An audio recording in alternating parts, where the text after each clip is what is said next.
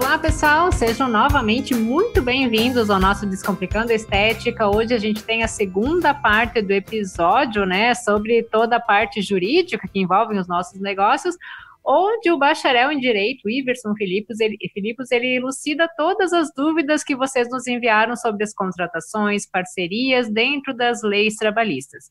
Eu tinha certeza que esse episódio ia ser muito, mas muito interessante mesmo, tá? Mas, Iverson, seguindo nessa linha de profissionais, de colaboradores, enfim, né? Uma dúvida que muita gente tem também é a questão das comissões. Para explicar um pouco, os profissionais contratados como MEI, e também os contratados como CLT, né, recebem comissões de X%, por exemplo, seja sobre venda, seja sobre execução de serviço, ou de acordo com os atendimentos, né? Aí depende muito da política de cada negócio. Existe um tipo de costume de se pagar as comissões por fora, né, sem registrar em carteira. Precisa ser registrado esse valor comissionado em carteira também, porque colocando em carteira daí já é necessário pagar o 13º sobre elas e toda a parte burocrática, né? Mas se não colocar e não pagar o 13º, pode gerar um motivo para ação trabalhista? Olá, Cris, Gabriel, boa tarde novamente. Vamos lá. Para responder a sua pergunta, novamente, eu acredito que seja importante uma breve explicação acerca dos termos da lei do que coincide ao tema das comissões. Vejamos. Artigo 457, parágrafo 1º. Integram o salário a importância fixa estipulada, as gratificações legais e as comissões pagas pelo empregador. E existem dois tipos de comissionistas, a saber, comissionistas puro, que recebe a comissão sob venda efetuada e tem garantido o piso da categoria profissional. Caso o valor das comissões apuradas seja inferior a esse piso determinado em convenção de coletiva, ele ou não recebe comissão, ou recebe só parcial. E também tem o comissionista misto, que recebe salário fixo, mais comissões sobre vendas efetuadas. Voltando à pergunta, o valor da comissão precisa ser registrado na carteira? O empregador deve proceder com todos os registros pertinentes sobre a remuneração no contrato de trabalho e a carteira do profissional empregado. Muitas empresas omitem o valor das comissões em sua folha de pagamento, justamente como você falou ali, com o intuito de ter menos gastos, o que implica em um ato ilegal e prejudicial ao trabalhador e, posteriormente, a gente vai concluir ali que a longo prazo até mesmo até a própria empresa. E a falta de lançamento da comissão na folha de pagamento prejudica o trabalhador em seus seguintes direitos, FGTS, férias, aqueles direitos previstos na CLT. A omissão do registro em folha de pagamento é considerada em juízo como fraude trabalhista, com base ainda no artigo 9º da CLT, que diz: serão nulos de pleno direito os atos praticados com o objetivo de desvirtuar, impedir ou fraudar a aplicação dos procedimentos contidos da presente consolidação. A não declaração das comissões e não pagamento de 13º enseja ação trabalhista. As comissões integram o salário do empregado. Logo, é direito constitucional do empregado o seu recebimento. A sua omissão poderá ensejar a ação trabalhista e, consequente, procedência de ação com condenação a verbas trabalhistas. E agora, com a reforma trabalhista, condenação em honorários advocatícios. Logo, elas deverão ser declaradas e jamais serem pagas por fora. Portanto, podemos perceber que o intuito de economizar no não lançamento da folha dos valores referentes a comissões comete-se o ato ilícito, que, por sua vez, gera o direito ao trabalhador a acionar a justiça trabalhista, e o que, por sua vez, acarretará em gastos que vão muito além do que teria sido no caso do lançamento correto na folha.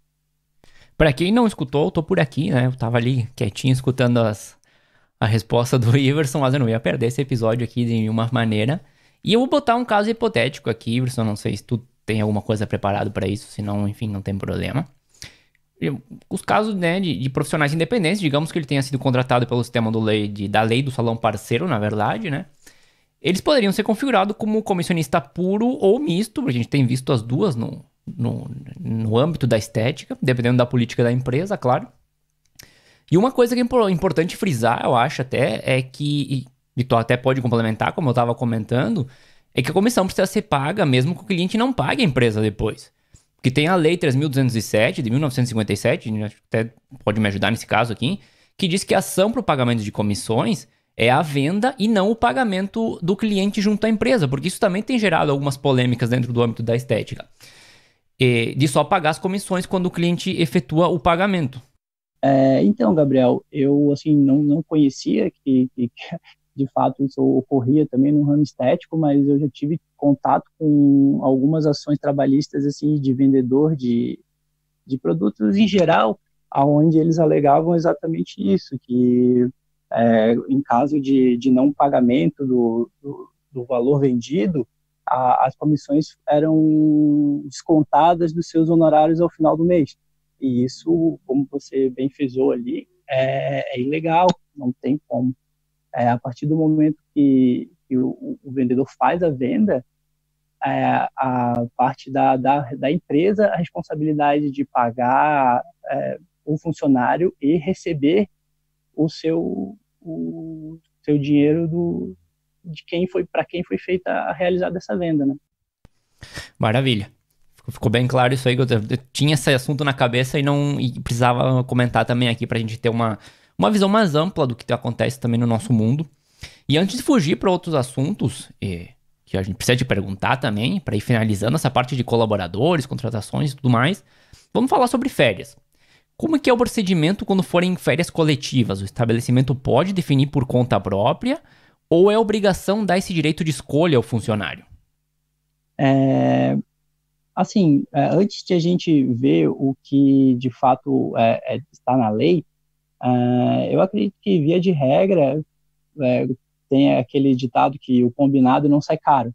Então, essa questão de férias coletiva, quando se dá a opção para o funcionário entre duas datas, é por uma política de boa vizinhança, assim, digamos, para que dentro daquele período ali o empregador está disposto a liberar as férias coletivas, mas, como a gente vai ver agora em seguida, cabe ao empregador definir esse período de férias. Agora vamos aqui, deixa eu ver direitinho. Vejamos o que a legislação nos traz quanto ao tema das férias coletivas. Artigo 139. Poderão ser concedidas férias coletivas a todos os empregados de uma empresa ou de determinados estabelecimentos ou setores da empresa. Redação dada pelo Decreto-Lei número 1535, de 13 de 4 de 77. Parágrafo 1º. As férias poderão ser gozadas em 2 períodos anuais, desde que nenhum seja inferior a 10 dias corridos. Redação dada pelo Decreto, também número 1535, de 13 de 4 de 77. Parágrafo 2º.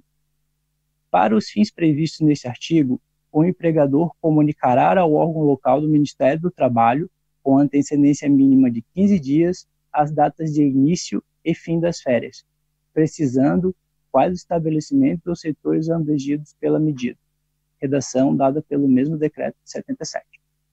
Parágrafo 3º. Em igual prazo, o empregador enviará cópia da aludida comunicação aos sindicatos representativos da respectiva categoria profissional e providenciará a fixação de avisos nos locais de trabalho.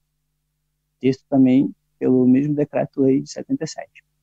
As férias coletivas, à medida que envolvem em um único ato uma comunidade de trabalhadores, deste modo, podendo ela abranger toda a empresa ou apenas todo o estabelecimento ou somente alguns setores da empresa ou do estabelecimento. No caso, quem define o período de férias coletivas? Como você teria perguntado se era um empregador ou um empregado, as férias coletivas poderão ser concedidas por ato unilateral pelo empregador ou por instrumento negocial coletivo determinador de gozo de férias. Logo, o empregado não escolhe nem define a data das férias coletivas, já que se trata de prerrogativa do empregador ou do acordo coletivo da categoria. É sempre importante, né, pesar a balança para os dois lados, como o Iverson falou, né, que fique bom tanto para o colaborador quanto para o empregador, né. Mas agora eu venho para uma questão assim específica, digamos, o carnaval, né. Teoricamente ele é um ponto facultativo, mas já está dentro da cabeça de todo mundo que é um feriadão, pronto, acabou tudo, né? E se não der feriadão, ainda por cima, pode ter certeza que gera muita reclamação, às vezes os colaboradores até não vão trabalhar. Como é que fica essa questão do carnaval? Cris, por mais que o pessoal costume pensar que o carnaval seja um único feriado que dura vários dias, continua a cargo do empregador. Conforme a gente viu acima, cabe ao empregador definir como vai funcionar a empresa nessas datas. E eu volto a salientar que o mais importante seria combinar com antecedência e seguir o acordo coletivo caso exista, mas já determinar com os funcionários que a nossa empresa, o salão, no caso, funciona de tal a tal, no carnaval a gente funciona assim, e enfim, deixar tudo combinado para que todo mundo fique ciente, né, e aceite as condições. Claro, o carnaval sempre é uma polêmica e também é uma questão meio que cultural até, já desse feriadão que a gente tem e tudo mais. Mas o que o Iverson diz tem muito sentido. Antes da pessoa ser contratada, talvez já deixar estabelecido isso de que talvez a empresa trabalha no carnaval e pode ter muito fluxo de pessoas no carnaval, pode ser uma questão específica que ela não pode perder esse fim de semana de trabalho, por exemplo. Já no momento de fazer a contratação, deixar específico, né, que no carnaval se trabalha um dia, se trabalha dois, enfim, conforme for o que acontece com a empresa. Mas, Iverson, vamos falar um pouquinho de contrato. Primeiro, eu gostaria de que tu comentasse para o pessoal que nos escuta a importância de ter um contrato de prestação de serviços e colocar ele em prática para todo o serviço que a empresa for prestar, porque hoje em dia a gente não vê tanto isso dentro das clínicas de estética. Então, Gabriel, só para complementar ali, porque cada negócio ele é muito específico, né? No caso das clínicas de estética, a época do carnaval, na verdade, pode ser, em vez de ser um feriado, pode ser uma oportunidade da pessoa ter um ganho a mais, fazer um serviço diferenciado, né? Proporcionar algum tratamento, alguma coisa diferenciada e ficar preso a essa questão de férias e não poder contar com aquele funcionário naquela semana pode ser, de fato, bem prejudicial. Então, Gabriel, a importância da celebração do contrato de prestação de serviços, ela se dá em diversos fatores. É importante para você ter um contrato que te dê certos caminhos a seguir, assim, né, para quando você estiver numa relação de trabalho, você ter por onde seguir e já deixar isso pré-estabelecido. Vejam, o contrato de prestação de serviços é um documento que formaliza o negócio jurídico, firmado entre as partes.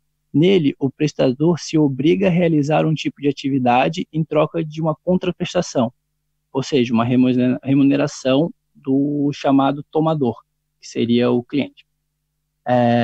Está disciplinado pelo Código Civil em seu artigo 594 e ele é aplicável a qualquer tipo de atividade ilícita, podendo ser executado de forma manual ou intelectual. O contrato pode ser feito na forma verbal ou escrita, já que na lei não tem nenhuma solenidade para que a elaboração desse contrato seja realizada. Porém, de preferência que seja escrito, visto a dificuldade quanto à sua forma verbal, né, de caso tenha que ser contestado algum ponto, o contrato verbal ele torna-se assim, meio complicado. O contrato de prestação de serviço deverá sempre ser consensual, assegurará os direitos e deveres assumidos pelas partes no que diz respeito exclusivamente àquela obrigação, buscando prever problemas que possam vir e surgir no decorrer do negócio.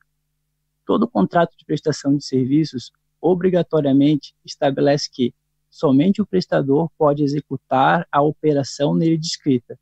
Portanto, sem a concordância do tomador, não poderão ser designados terceiros para substituí-lo. conferindo um caráter estritamente pessoal a esse serviço. Se o objeto é sempre uma prestação de serviço que consiste na obrigação de fazer algo utilizando a energia humana, podendo ser material ou imaterial, suas cláusulas podem variar de contrato para contrato. Geralmente, quanto mais detalhado, mais dor de cabeça futura ele evitará. E seguindo nessa linha, Iverson, a questão da estética é um serviço onde os resultados eles são extremamente variáveis de pessoa para pessoa, né? Depende muito do comprometimento do paciente e de outros fatores relacionados ao próprio organismo dessa pessoa mesma. E aí entra a questão também de ter um termo de consentimento para que o cliente ele possa saber tanto o que esperar do seu tratamento, se ele seguir algumas diretrizes, mas também para informar algumas políticas do próprio negócio. Eu acredito que você possa dar uma explicação melhor até da importância do termo de consentimento, mas a pergunta é necessário ter um termo de consentimento para cada tipo de serviço? Por exemplo, Botox, um termo de consentimento, ultrassom, outro termo de consentimento, ou um termo geral da clínica já seria suficiente, né?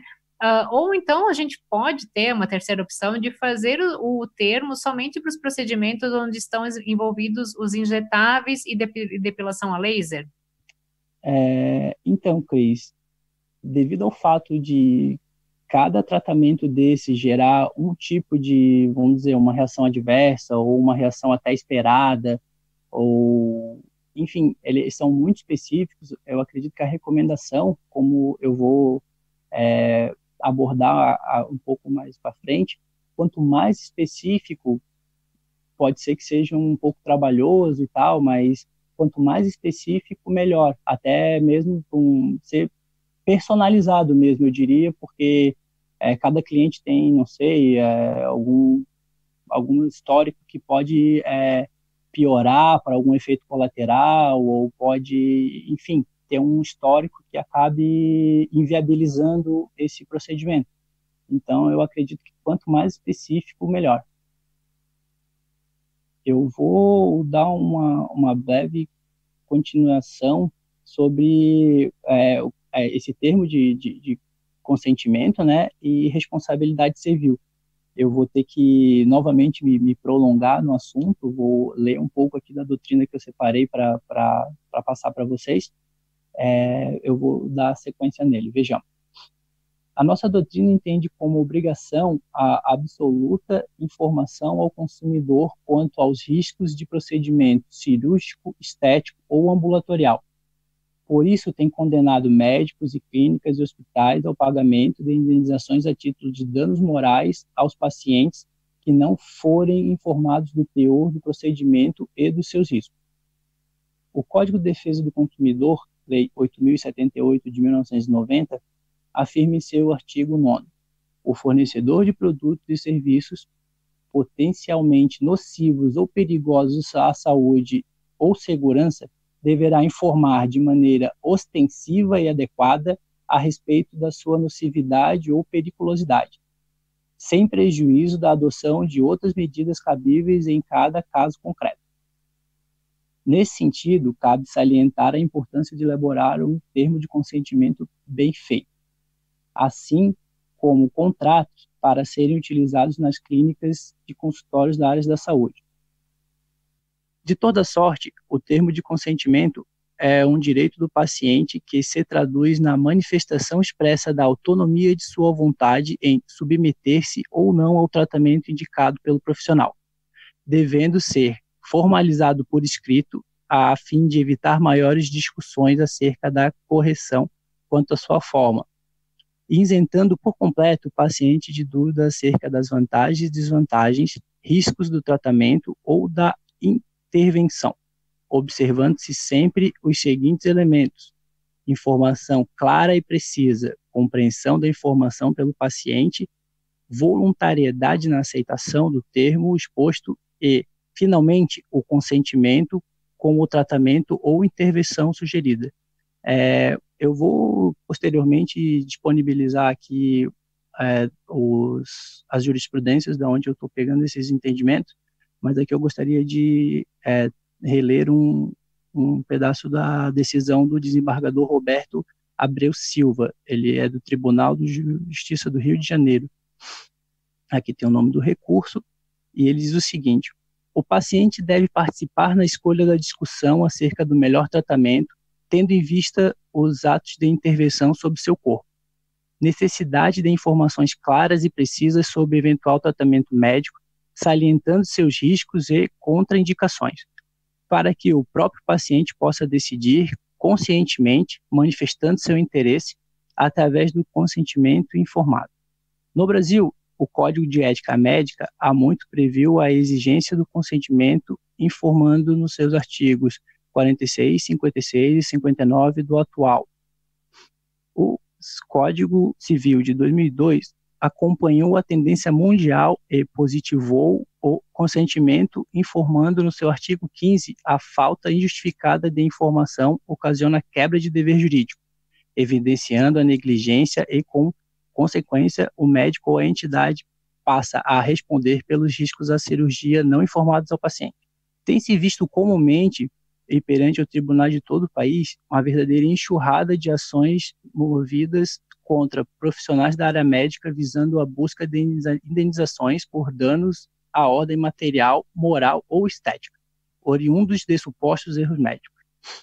Por mais que a conduta dos profissionais seja mais adequada em relação ao tratamento ou à intervenção proposta dentro das condições oferecidas pelo estabelecimento clínico, os profissionais dessas áreas correm o risco de um dia ter ajuizado contra si uma demanda indenizatória, seja por um paciente desgostoso ou um resultado do tratamento ou da intervenção cirúrgica, seja por aquele ávido em se locupletar de forma indevida.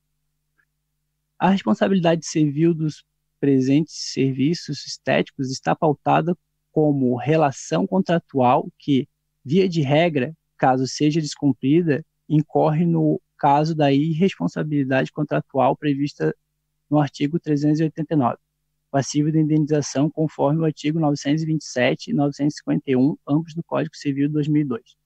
Vejamos, artigo 389. Não cumprindo a obrigação, responde o devedor por perdas e danos, mais juros e amortização monetária, segundo índices oficiais regularmente estabelecidos, e honorários de advogado.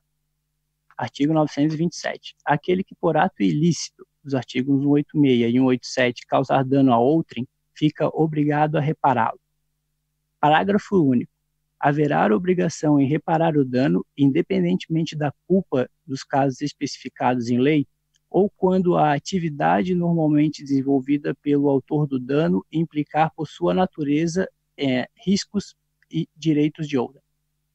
Artigo 951. O disposto no artigo 948, 949 e 950 aplica-se ainda caso de indenização devida por aquele que, no exercício de atividade profissional, por negligência, imprudência ou imperícia, causar a morte do paciente, agravar-lhe o mal, causar-lhe lesão ou inabilitá-lo para o trabalho. O dano causado ao paciente em caso de culpa, além do previsto no artigo 951, encontra-se como fundamento no artigo 186 do Código Civil de 2002, em que aquele que por ação ou omissão voluntária, negligência ou imprudência, viola direito e causa dano a outrem, ainda que exclusivamente moral, comete ato ilícito. Atualmente, a doutrina e jurisprudência vem entendendo que a relação envolvendo médicos e serviços estéticos é consumerista, aplicando-se o artigo 14, parágrafo 4º do Código de Defesa do Consumidor, levando-se em consideração que a classe médica encontra-se como profissionais liberais. Artigo 14 do Código de Defesa do Consumidor. O fornecedor de serviços responde independentemente da existência de culpa pela reparação dos danos causados aos consumidores por defeitos relativos à prestação dos serviços, bem como informações insuficientes ou inadequadas à fruição e riscos. Seguimos aqui no parágrafo 4º.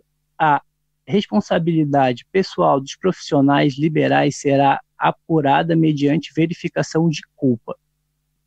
Frente a essa realidade, pode-se e deve o profissional valer-se do termo de consentimento, que deixa de ser apenas um direito do paciente e passa a ser um instrumento de defesa do profissional e dos atos por ele praticados. Com efeito, este importante instrumento possui uma enorme repercussão na aferição da existência ou não da responsabilidade civil, bem como na constatação de um ou mais elementos de culpa, sejam imprudência, imperícia ou negligência.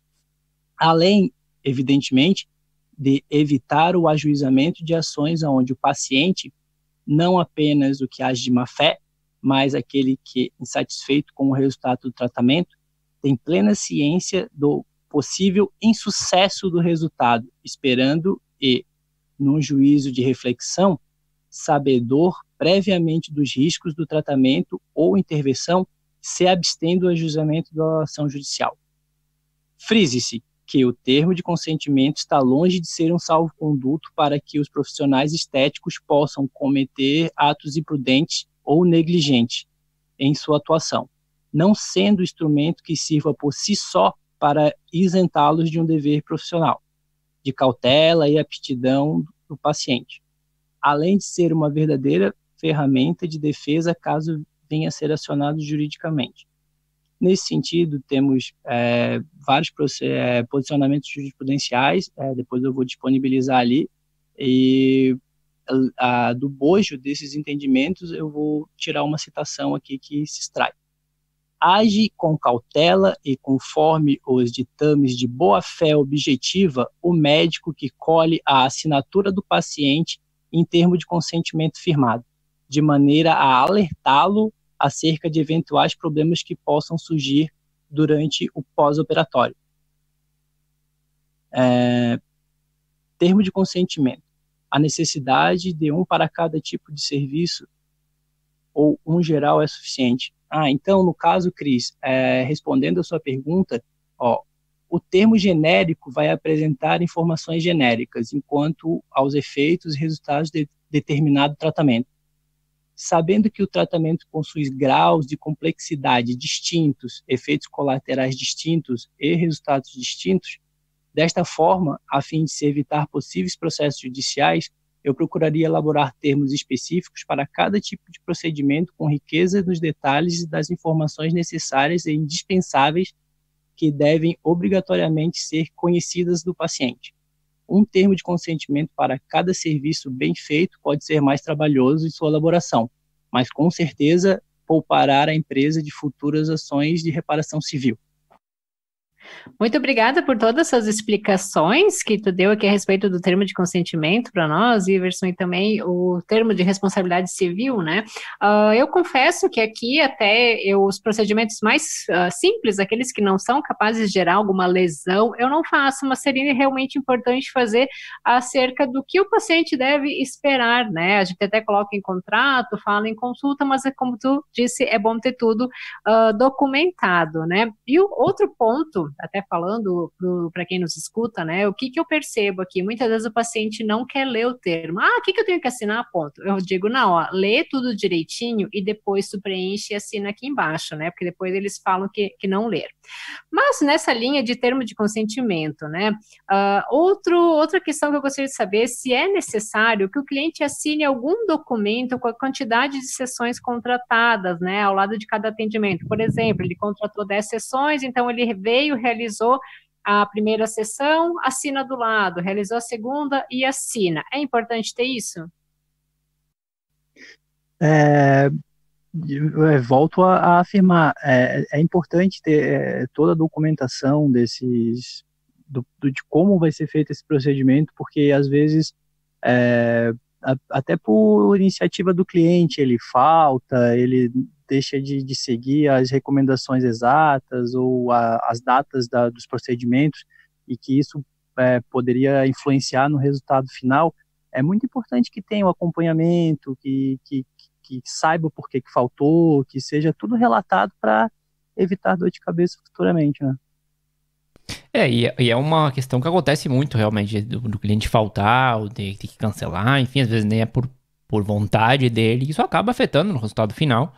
E às vezes vem a reclamação depois de, mas e aí não deu resultado assim, não deu resultado daquele jeito, e aí tu vai explicar e aí não gosta, obviamente, né? E tava aqui pensando, inclusive, que tem muita gente que acaba tendo uma certa preguiça, eu diria, de fazer todos, e acaba fazendo só um termo para todos os serviços mesmo do espaço.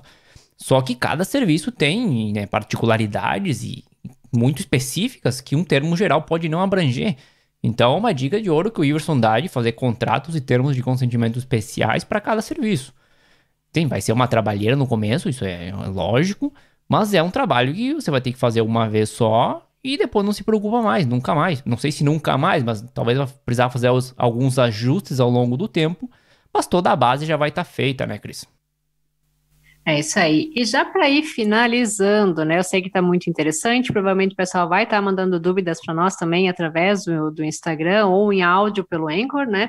Mas comenta para a gente, Iverson, a importância ou a necessidade de contar com um seguro de responsabilidade civil. Porque na estética a gente trabalha com a saúde, a beleza, o corpo, o rosto, os cabelos das pessoas e existem alguns procedimentos que podem apresentar algum grau de risco, ocasionando lesões como queimaduras, manchas ou até outras situações mais complexas, né? Claro que o profissional sempre vai prezar pela segurança e vai contar com o conhecimento necessário para que esse tipo de situação não aconteça, mas a gente sabe que ninguém está livre de ter algum tipo de acidente, como eu já comentei até em outro episódio, tu pode errar, mas é importante que tu saiba resolver esse erro, né? Então, Iverson, é necessário contar com esse seguro?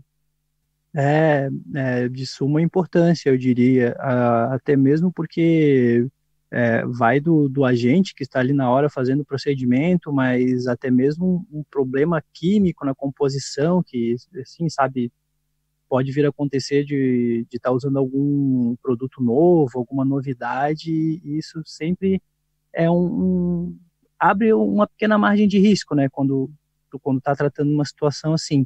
Então, o seguro de responsabilidade civil, ele tem por objetivo garantir a indenização do segurado que realizou a contratação do produto.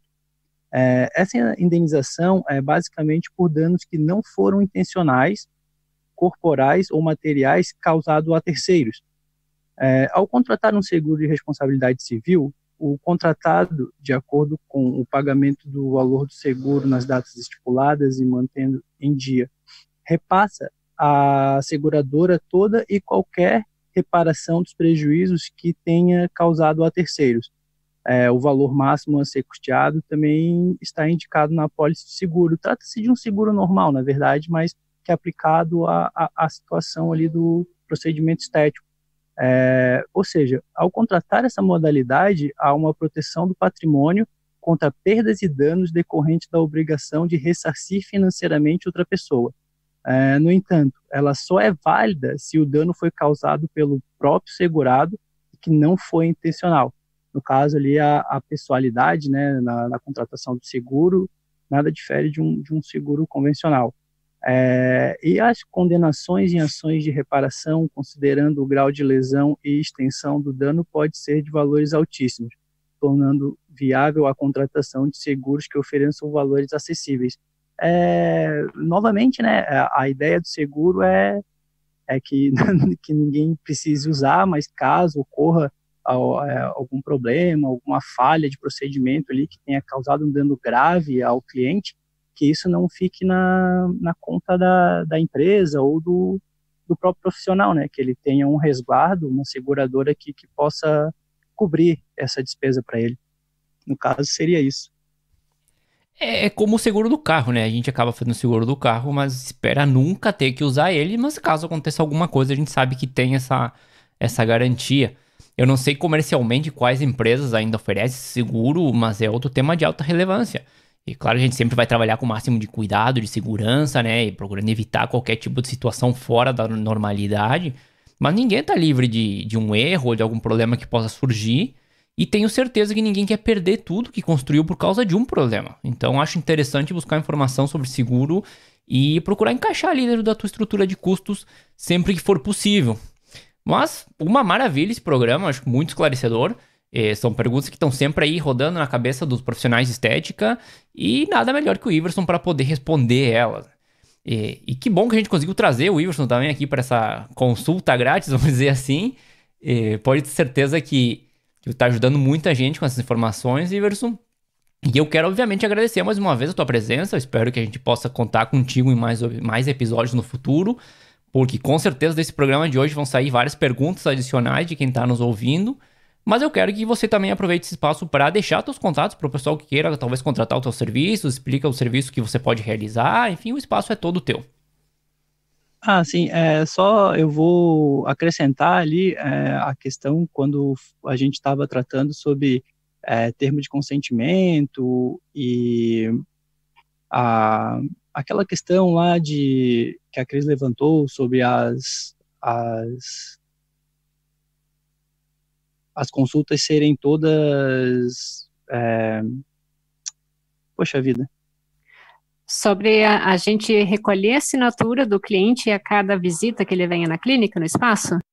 Isso, ali, mas como um controle de pagamento e tudo mais, eu acredito que dependendo da forma que o espaço consiga colocar isso na logística ali de todo o credenciamento que é feito do cliente, possa tratar assim mais pessoalmente, assim, trazer o cliente mais para próximo, não fazendo parecer que seja muito um formulário, assinando muita coisa, não levantar assim uma desconfiança do cliente, mas fazer com um modo com que ele se sinta assim mais integrado ao processo mesmo, que eu acredito que seria uma experiência boa para o cliente e também seria bom para o espaço, o salão, a clínica que estaria realizando o procedimento. Por fim, eu agradeço aqui, né, a oportunidade, desde já me coloco à disposição para futuramente participar em outros episódios. Como eu mencionei anteriormente, eu tenho uma maior familiaridade, desculpem, com uns expedientes do direito administrativo, voltando para contratos públicos, licitações. Portanto, eu posso colaborar com quem tem interesse em participar em algum edital de licitação, também na análise e produção de contratos, prestação de serviços em geral. Enfim, o meu e-mail para contato é iverson.filipos@gmail.com. Eu desejo a todos uma boa semana, um abraço e até a próxima aí, pessoal. Muito obrigado, Iverson. Eu vou colocar o teu e-mail também quando a gente colocar o episódio no Instagram e no Spotify, enfim, todas as plataformas. Eu vou colocar o teu e-mail lá para quem quiser entrar em contato contigo. Só complementando, inclusive, o que tu estava comentando, procurar fazer com que esse controle seja algo de benefício, mostrar o benefício para as duas partes, para que o cliente não se sinta também assustado, digamos, ou coagido, não sei qual que palavra a gente poderia usar, né, nessa questão de fazer esse controle seja de pagamentos ou de visitas e tudo mais. Mas hoje a gente vai ficando... Diga! Posso só puxar um gancho, aproveitando os outros episódios, o que eu gosto de fazer?